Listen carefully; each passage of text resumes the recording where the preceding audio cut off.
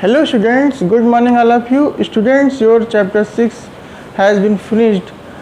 And students, chapter 6 is very important because this chapter is further used in future classes like 9th and 10th also. So here I am standing here to introduce the new chapter, that is linear equation. And student, in this chapter we will use the concept of chapter 6. Okay, so for study of this chapter you have to revise the chapter of chapter 6 because it is very important. If all the concepts are clear, then you in this chapter you will understand very easily.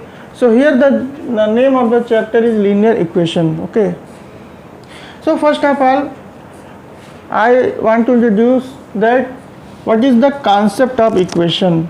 Okay, so here I am writing the definition of equation. So here the definition of equation is an equation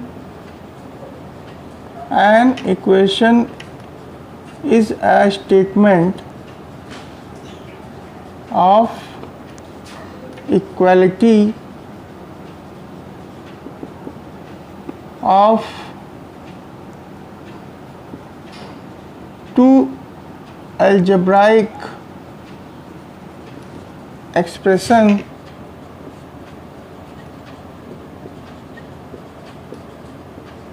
which involves one or more variables. Okay, so here the definition, or you may say that the concept of equation is an equation is a statement of equality. But equality means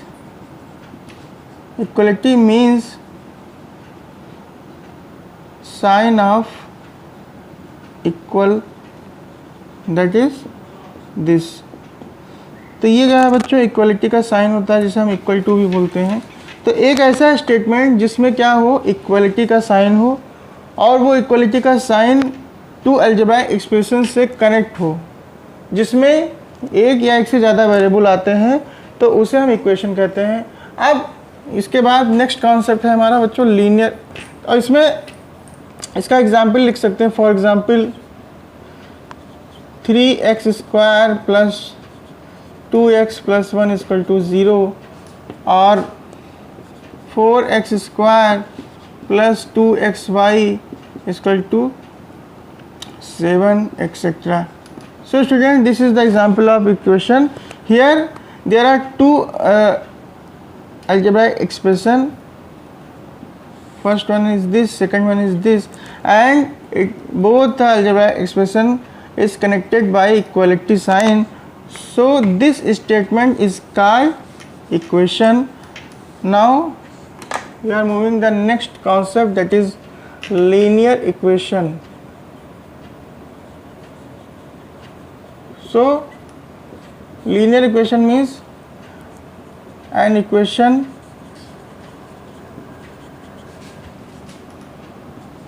having highest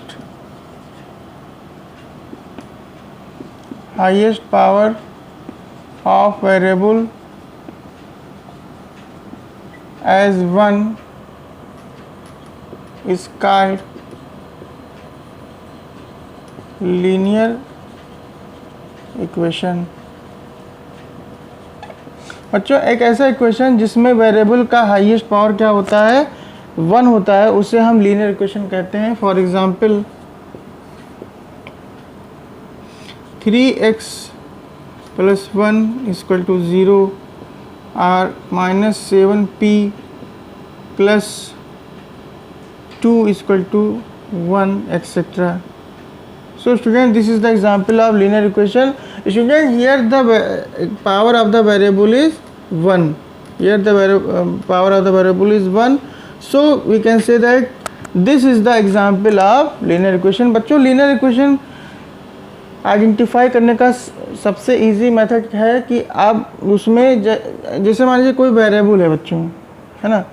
किसी equation में अगर कोई variable है और उसका power highest power क्या है 1 है, तो वो लीनियर इक्वेशन होता है। जैसे मान लीजिए लिखा है 2x² + 3x + 1, तो बच्चों इसमें हाईएस्ट डिग्री क्या है, पावर क्या है 2 है, तो this is we can say that this is not a example of linear equation, क्योंकि लीनियर इक्वेशन के लिए वेरिएबल का हाईएस्ट पावर होना 1 होना बहुत ज़रूरी है, ठीक है।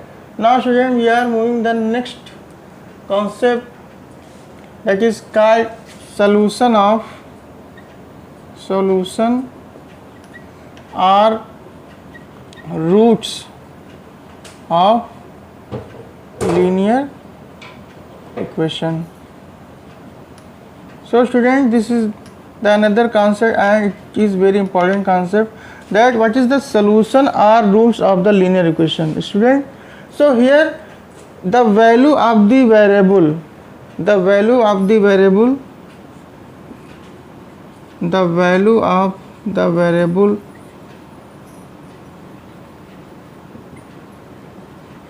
which satisfies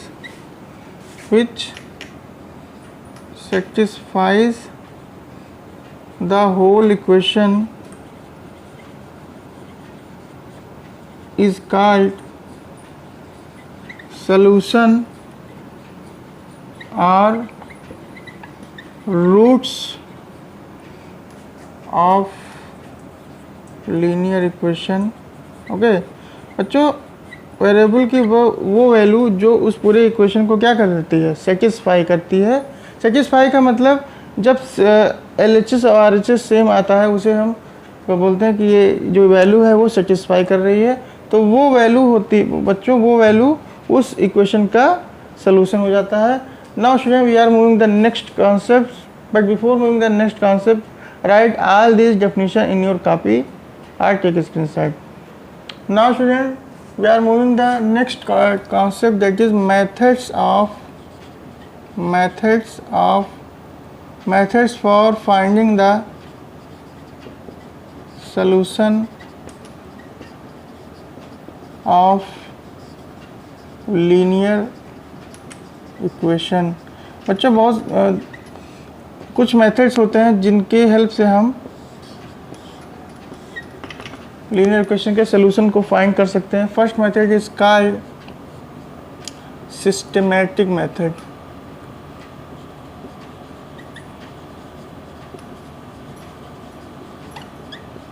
and second method is called transposition method.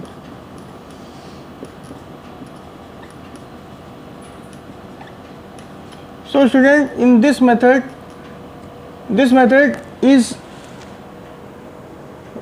used when the variable has come in one side. ये मेथड तब यूज़ किया जाता है बच्चों जब वेरिएबल एक साइड में आता है, समझ आ रहा है। या जैसे मान लीजिए लिखा है 3x + 1 = 0 या 7 = 4p - 3, तो देखिए यहाँ वेरिएबल एक साइड में आ रहा है, यहाँ पे LHS में आ रहा है और यहाँ पे RHS में आ रहा है, तो इसमें हम सिस्टमैटिक मेथड यूज़ कर सकते हैं। और systematic method can take too much time, या or you may say that systematic method is time consuming method. बच्चों इसमें थोड़ा सा आपको टाइम यूज़ होता है, इसलिए इस मेथड का यूज़ जनरली हम नहीं करते हैं। But in this exercise you have to use both the methods for solving the solution of linear, for finding the solution of linear equation in one variable and in transposition method। तो बच्चों इसमें जो जो steps use होते हैं, जैसे systematic method में जो जो स्टेप्स यूज़ होंगे वो हम क्वेश्चन को जब सॉल्व करेंगे तब आप यूज़ करेंगे। Then you have to understand when I have solved for solving the equation of this method. Okay, so here transposition method means बच्चों ट्रांसपोजिशन मेथड में क्या करते हैं, ट्रांसपोजिशन मेथड का मतलब होता है ट्रांसपोज, टू ट्रांसपोज यानी ट्रांसपोज करना। ट्रांसपोज का मतलब शिफ्ट करना, एक वेरिएबल को दूसरे वेरिएबल, जैसे एक वेरिएबल को अगर LHS में जैसे 2 साइड्स हैं और वेरिएबल को आपको शिफ्ट करना है बच्चों, जैसे वेरिएबल को वेरिएबल के साथ शिफ्ट करना है या कांस्टेंट को कांस्टेंट के साथ शिफ्ट करना है, ठीक है। तो हम वहाँ पर ट्रांसपोजिशन मेथड लगाएंगे और ये मेथड में, इस मेथड में आपको थोड़ा सा टाइम लेस कंज्यूम होगा, इसलिए इस मेथड का ज़्यादा यूज़ करते हैं। और साथ ही साथ इसमें जो आपका आंसर जो होता है वो क्विक टाइम में आता है, ठीक है। And student, in this method we have to change the operators, like जिसे आपको कोई वेरिएबल या कोई कांस्टेंट को शिफ्ट करना है बच्चों, तो उसका साइन क्या हो जाता है, चेंज हो जाता है। साइन क्या हो जाता है, चेंज हो जाता है। अगर LHS से RHS में शिफ्ट करेंगे तो साइन चेंज हो जाएगा, LHS टू RHS शिफ्ट करेंगे या RHS टू LHS शिफ्ट करेंगे बच्चों, तो साइन क्या हो जाएगा, चेंज हो जाएगा। जैसे प्लस किस में चेंज हो जाएगा बच्चों, माइनस में, है ना। ऐसे माइनस किस में चेंज हो जाएगा बच्चों, प्लस में। ठीक उसी तरह से मल्टीप्लाई किस में चेंज हो जाएगा, डिवाइड में, और डिवाइड किस में चेंज हो जाएगा, मल्टीप्लाई में। समझ में आया। तो ये आपको कॉन्सेप्ट याद रखना है। Keep in mind all this concept. We will use both the methods for solving the question of exercise 6.1. okay, so we are moving the question of exercise 6.1.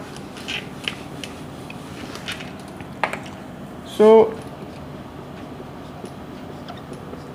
the first question of this exercise is you have to solve and check whether your answer is correct, whether your answer is correct or not for the following equations. बच्चों इसमें हमें पहले solve करना है, then after you have to check, और इसके बाद check करना है कि जो आपका आंसर आया है वो करेक्ट है या नहीं करेक्ट है। So here first question is 2x minus 18 is equal to 0. So student, in this question we will apply the systematic method because here only one side have given the variable, so we can apply the systematic method. So student, in systematic method we have to add or we have to subtract. If you have to add or subtract any constant or any variable, then you have to apply both in both the side. इसका मतलब बच्चों कि अगर आप कोई भी variable या कोई भी कांस्टेंट अगर ऐड कर रहे हैं, कोई भी कांस्टेंट अगर ऐड कर रहे हैं तो दोनों साइड में ऐड करेंगे, समझ में आ रहा है। और कोई भी कांस्टेंट सब्ट्रैक्ट कर रहे हैं तो दोनों साइड में सब्ट्रैक्ट करेंगे। ऐसा क्यों करते हैं बच्चों, बैलेंस करने के लिए, टू बैलेंस करने के लिए करते हैं। जैसे मान लीजिए एक बैलेंस का हम यहाँ पे फिगर बनाते हैं बच्चों, है ना।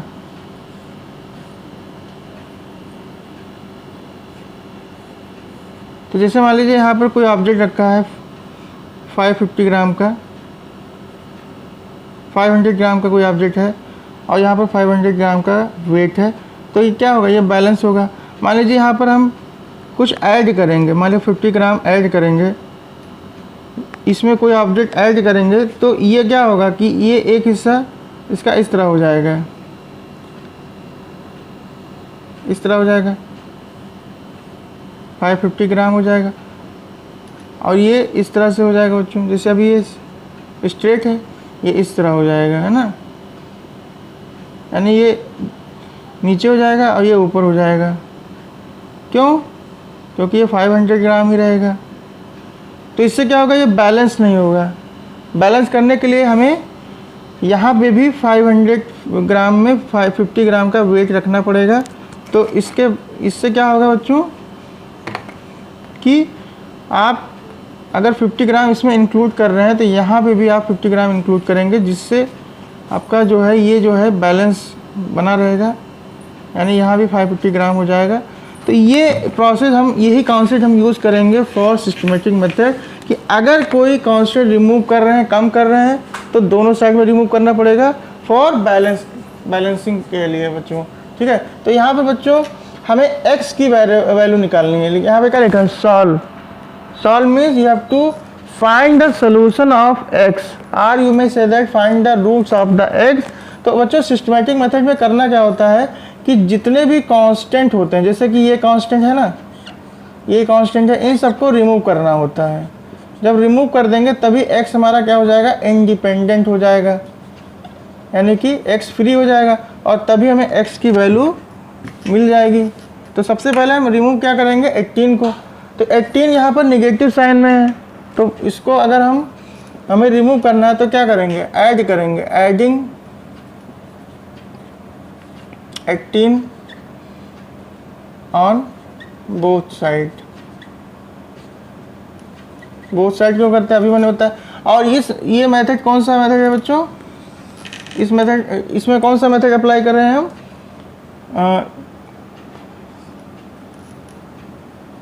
From systematic method. अभी हम इसमें ट्रांसपोजिशन मेथड नहीं यूज़ कर रहे हैं, क्योंकि ट्रांसपोजिशन मेथड इसके बाद वाले क्वेश्चन में, सेकंड वाले क्वेश्चन में I will use, because in second question in both the sides variable is coming. So here from systematic method,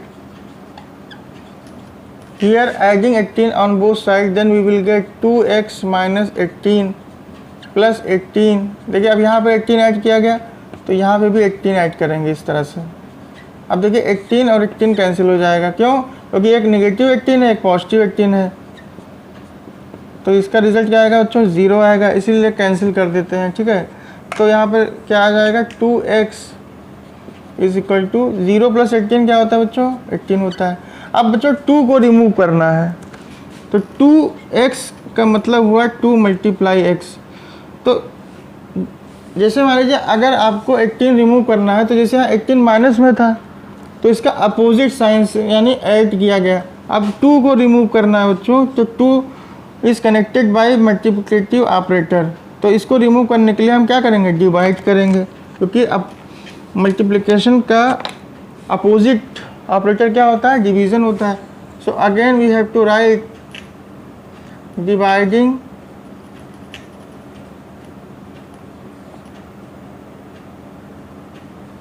bye 2 on both side we get, then we can write 2 into x upon 2 is equal to 18 upon 2, 2 ones are 2 and 2 ones are 2, 2 nines are 18, so here x is equal to 9 and this is the answer. Okay, now student you have to again check that this answer is correct or not. इसको हमें check करना है बच्चों कि ये answer सही है कि नहीं सही है। ठीक है, तो यहाँ लिखेंगे क्या, चेकिंग, चेक करने जा रहे हैं। तो चेक करने के लिए हमें क्या करना होगा बच्चों, देखिए जो वैल्यू आई है x की वो यहाँ पे पुट करेंगे, x की in the place of x in RHS और इन LHS। और अगर x पुट करने के बाद अगर रिजल्ट में 0 आता है बच्चों, ठीक है, तो हम कहेंगे कि ये जो वैल्यू है ये सही है। So here we can write putting x is equal to 9 in LHS we get तो देखिए यहाँ पर 2x माइनस 18 लिखा हुआ है ना, तो 2x का मतलब 2 मल्टीप्लाई x, और यहाँ x की वैल्यू क्या है 9 है, 2 9 से 18 माइनस 18 क्या आया बच्चों 0, यानी कि RHS के बराबर आ गया। देखिए RHS में क्या था 0 था, hence x equal to 9 is correct for correct solution for given equation. Okay, this is the process. So this is the complete solution of this question, and students we are moving the next question. But before moving the next question, pause the video to note it down in your copy or take a screenshot. Now students we are moving the next question, that is B part of this question number 1, and here student there are both the variables have given in both the sides, so we can apply the method which name is transposition method. बच्चों transposition method तब use करते हैं जब दोनों side में variables होते हैं, ठीक है। So here we can write using transposition method. तो बच्चों ट्रांसपोजिशन मेथड में मैंने अभी बताया था कि वेरिएबल को वेरिएबल्स के साथ शिफ्ट कर दिया जाता है, and you have to change the sign. Change the sign का मतलब देखिए जहाँ पे x के आगे क्या कौन सा साइन है, माइनस साइन है, तो जब इसको शिफ्ट करेंगे RLHS में तो ये साइन चेंज हो जाएगा। तो यहाँ लिखेंगे transposing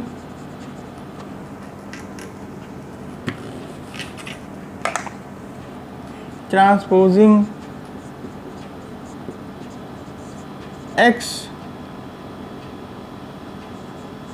to LHS we get, तो 6x प्लस माइनस इधर जाएगा तो बच्चों प्लस हो जाएगा। अब बच्चों देखिए x के आगे कोई भी जो है कॉफिशिएंट नहीं है तो 1 मान लेते हैं। मैंने बहुत बार बताया आपको कि अगर कोई कॉफिशिएंट नहीं होता तो 1 मान लेते हैं, और न्यूमरल फैक्टर्स को हम ऐड करेंगे तो 6, या कॉफिशिएंट को ऐड करेंगे तो 6 + 1 कितना होता है 7x हो जाता है। फिर इस 7 को फिर शिफ्ट करेंगे बच्चों, तो यहाँ लिखेंगे transposing.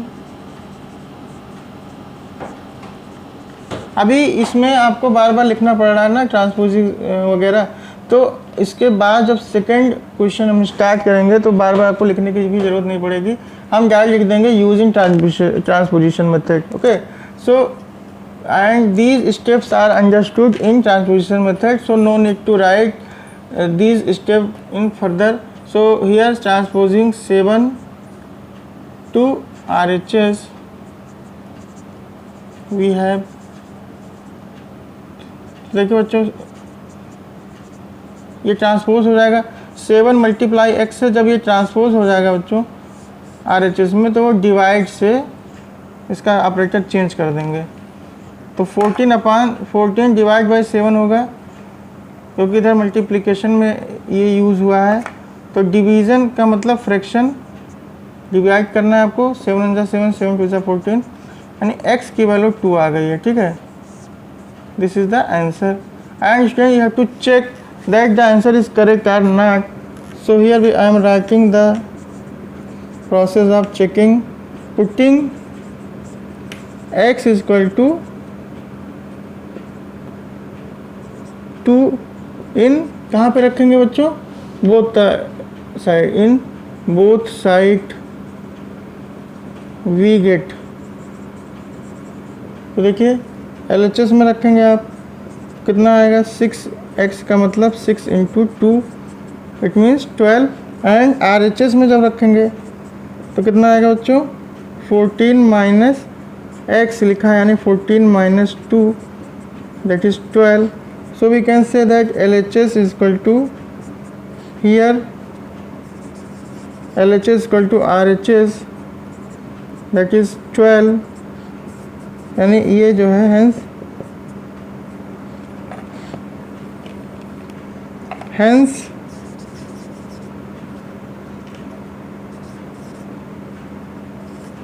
x is equal to 2 is the correct solution of given equation. Now again I am using the concept of systematic method. बच्चों यहाँ पर systematic method यूज़ करेंगे क्योंकि एक साइड में ही वेरिएबल आ रहा है, ठीक है. So first of all you have to multiply 3 into y minus 2, then we can write 3y minus 6 because 3 2s are 6.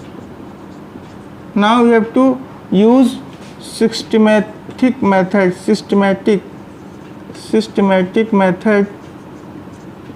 तो सिस्टमेटिक मेथड में क्या करना होता है बच्चों, सेम इसमें हम 1 by 1 रिमूव करते हैं. जैसे यहाँ पर देखिए 6 रिमूव करना है तो हम क्या लिखेंगे, एडिंग 6 ऑन बोथ साइड. बच्चों सिस्टमेटिक मेथड ज़्यादा यूज़ नहीं करते हैं क्योंकि इसमें ये this method takes too much time. That's why you have to not use this method again and again. So here adding 6 on both sides we get, तो क्या हो जाएगा बच्चों, 3y minus 6 plus 6 is equal to 24 minus 24 plus 6, क्योंकि add करना है. तो देखिए बच्चों 6 कैंसिल हो जाएगा क्योंकि -6 plus 6 कितना होता है, 0 होता है, इसलिए इसको कैंसिल कर देते हैं, ठीक है. Now 3y is equal to कितना आ गया, 30. अब 3y को भी इसमें 3 को भी रिमूव करेंगे. So here again I am writing dividing by 3 on both sides we get, तो 3 इंटू वाई लिखा हुआ है. 3y का मतलब बच्चों 3 into y upon 3 is equal to 30 upon 3. 3 1 जा 3 एंड 3 1 जा 3, 3 10 जा 30. सो y इज इक्वल टू 10 है ना. इसका मतलब बच्चों y की वैल्यू कितने आ गई, 10 आ गई.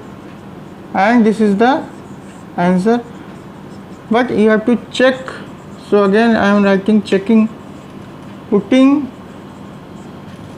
x is equal to y is equal to 10 in, कहाँ रखेंगे बच्चों, LHS में रखेंगे.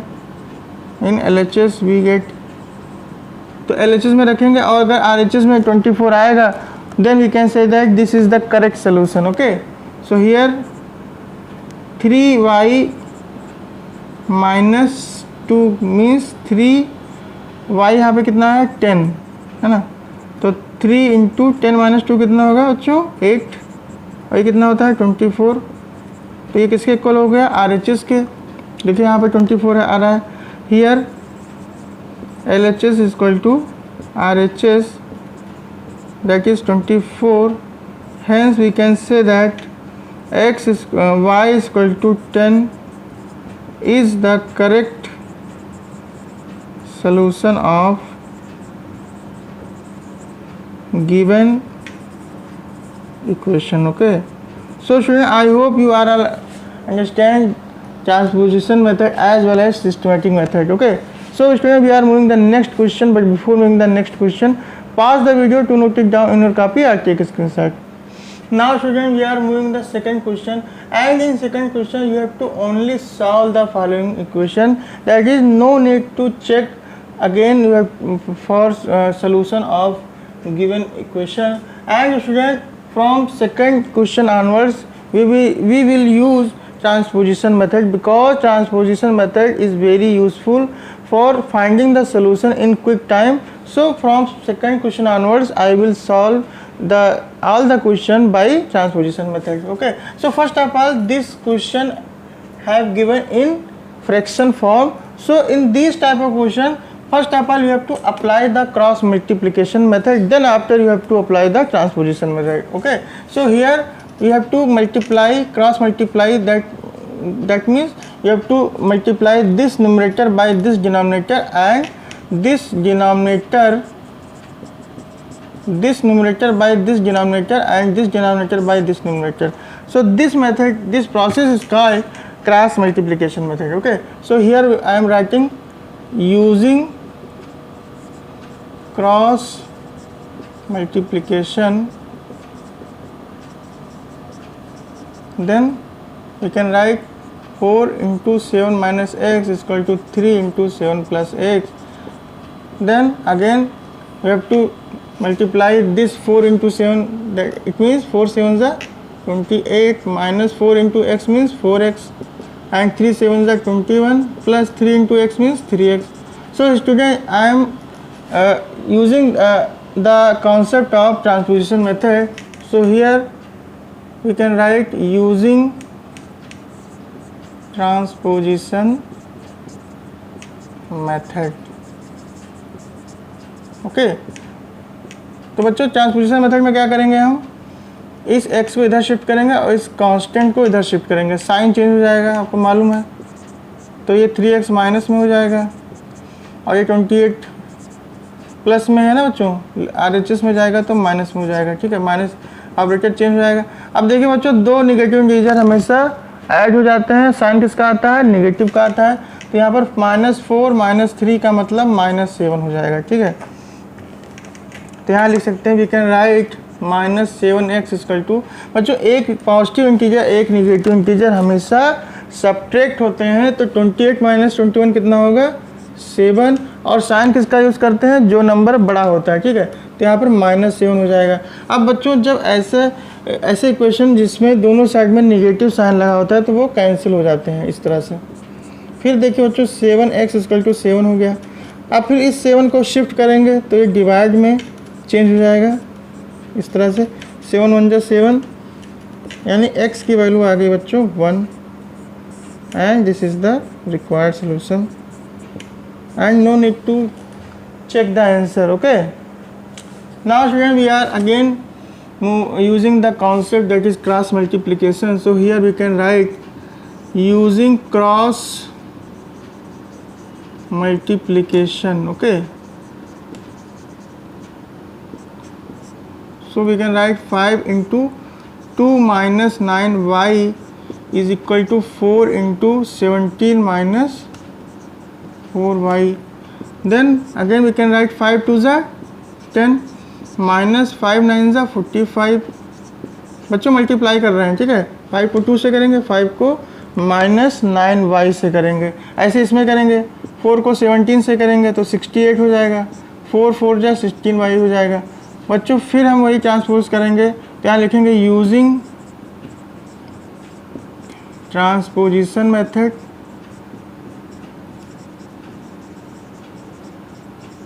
We get, so we can write, इसको इधर शिफ्ट करेंगे बच्चों, इस वेरिएबल को इधर शिफ्ट करेंगे तो प्लस में हो जाएगा, और इस कांस्टेंट को जब इधर शिफ्ट करेंगे तो माइनस हो जाएगा। अब देखिए बच्चों, एक निगेटिव इंटीजर एक पॉजिटिव इंटीजर हमेशा सब्ट्रैक्ट होते हैं, और साइन किसका यूज़ करते हैं, जो नंबर बड़ा होता है। देखिए ये नंबर बड़ा है ना 45, 16 से बड़ा है, तो साइन किसका यूज़ करेंगे, माइनस का करेंगे। 45 में से 16 माइनस करेंगे तो कितना आएगा बच्चों, 29 आएगा, इज इक्वल टू 58 हो जाएगा। देन y इक्वल टू क्या होगा बच्चों, माइनस इधर शिफ्ट हो जाएगा, 58 अपॉन 29, 29 1 जा 29, 29 2 जा 58। Then we can say that y equal to 2 is the required solution of given equation, and student you have to try to solve the B and D part by yourself, but before watching all the steps of A and C carefully. And student, I hope you are all understand the concept of linear equation and as well as the solution of linear equation for finding the solution of linear equation by systematic method and transposition method. Okay, so student, in next video I will solve some another remaining question with the help of transposition method. Okay, so thank you very much for being with us.